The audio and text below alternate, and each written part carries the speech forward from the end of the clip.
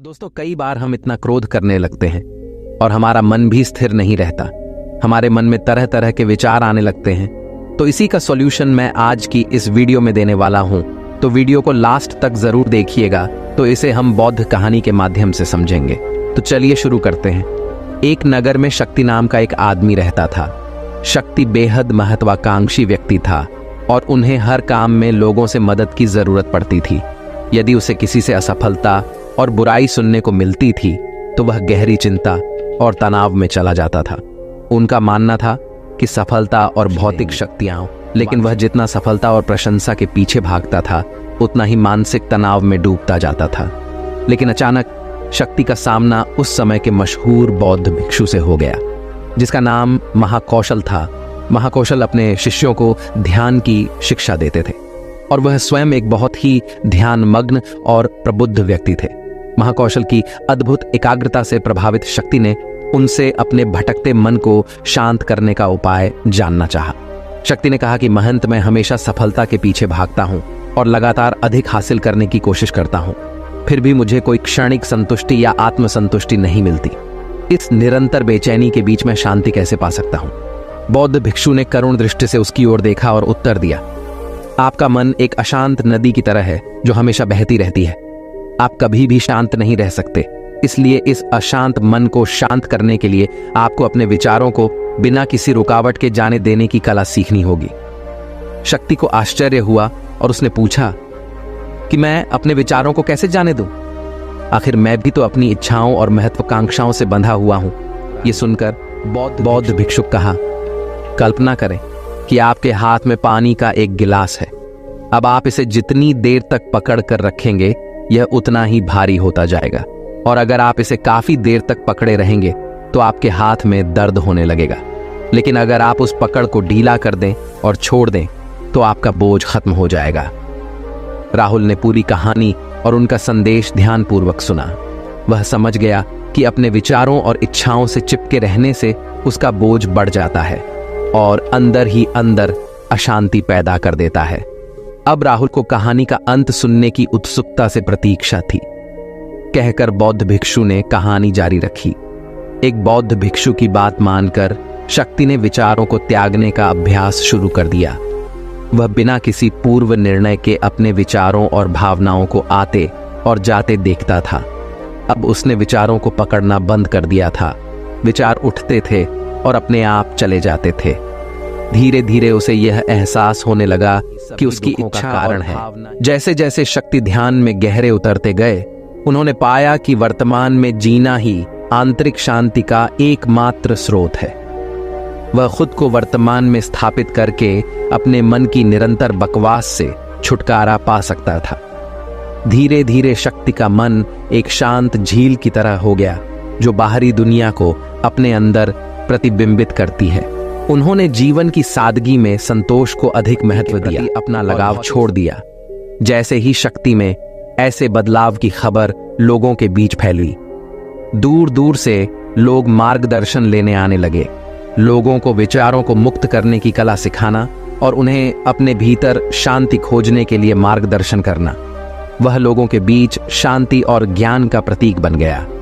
शक्ति और साधु की कहानी समाप्त कर महाकौशल बौद्ध भिक्षु कुछ देर के लिए चुप हो गए, ताकि इस कहानी का अर्थ राहुल के मन में अच्छी तरह बौद्ध भिक्षु की ओर देखा तो उनकी आंखों में अब एक नई समझ दिखाई दे रही थी।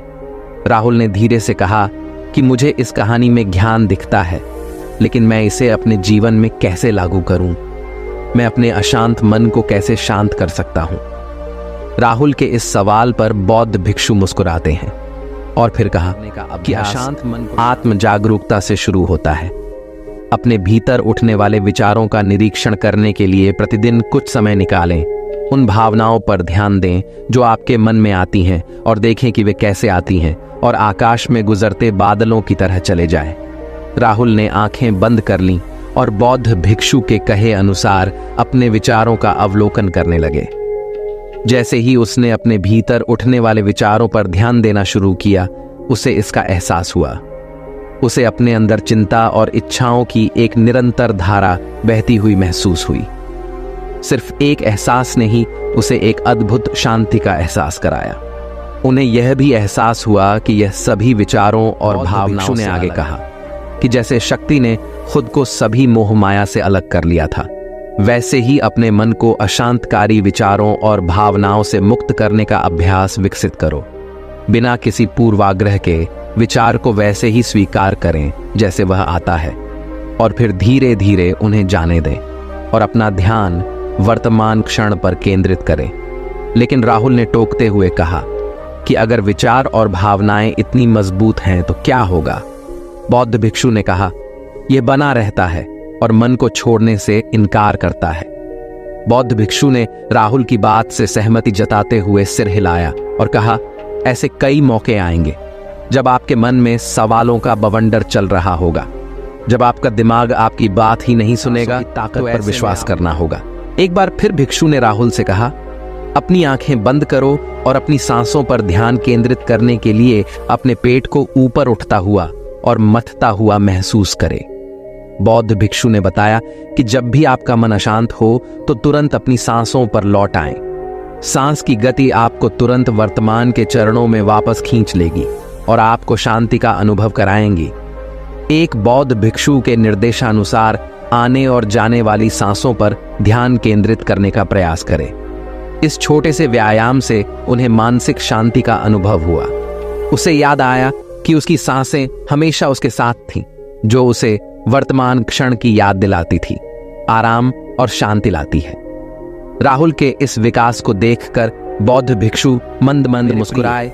बेचैन मन को शांत करना एक ऐसा अभ्यास है जिसमें बहुत प्रयास और दृढ़ इच्छा शक्ति की आवश्यकता होती है, क्योंकि लगातार व्यायाम से मांसपेशियां मजबूत होती हैं। उसी तरह नियमित अभ्यास से मन भी शांत होता है।